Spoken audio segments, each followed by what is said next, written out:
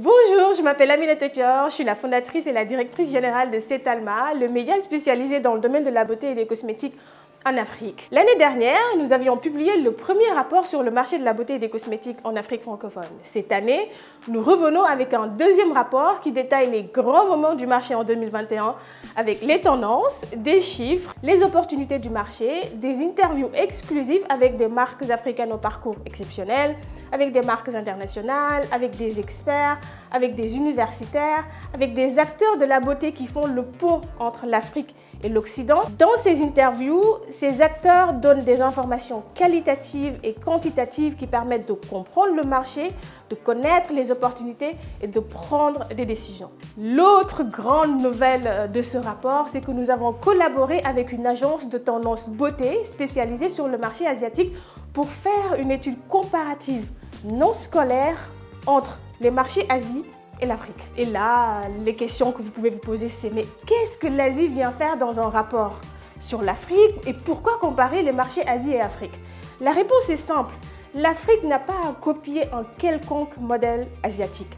Elle peut largement créer sa propre industrie de la beauté. Et d'ailleurs, toutes les informations que nous avons collectées dans ce rapport vous le montreront. Cependant, cela ne doit pas l'empêcher d'aller voir ce qui se fait de meilleur dans ce domaine des cosmétiques, notamment vers l'Asie qui, il y a quelques années, était au même niveau que l'Afrique aujourd'hui. Alors la question qu'on s'est posée, c'est qu'est-ce que les Asiatiques ont fait pour développer leur secteur de la beauté et des cosmétiques et quels apprentissages pourrait en tirer l'Afrique pour aller plus vite, voire sauter des étapes, mais le tout en restant soi-même.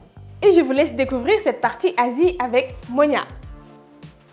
C'est la question à laquelle nous avons cherché à répondre en faisant un état des lieux du marché asiatique et plus précisément de 3 pays que sont la Chine, la Corée du Sud et le Japon, et en regardant aussi les spécificités des pays émergents de la région. Je m'appelle Monia Merabé, je suis la fondatrice de l'agence en tendance et innovation We Out Wow et avec mon équipe, nous avons fait la partie Asie du rapport Cetalma 2021. Dans ce rapport, nous avons fait le tour des tendances actuelles du marché de la beauté en Asie et nous avons cherché à répondre à 4 questions. Comment s'organisent les réglementations sur le marché? Quels sont les différents canaux de distribution qui peuvent exister et qui sont très importants en Asie? Comment est-ce que les influenceurs et la pop culture influencent le marché de la beauté en Asie? Et enfin, très important, comment les marques prennent en compte les besoins des consommateurs et y répondent?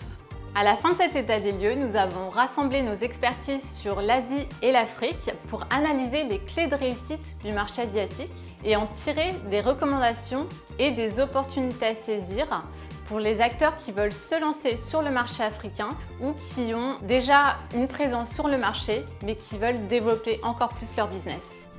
Merci Monia pour cette présentation. Ce rapport Cetalma 2021 reste cet outil de décision pour tout acteur qui est sur le marché de la beauté et des cosmétiques en Afrique francophone.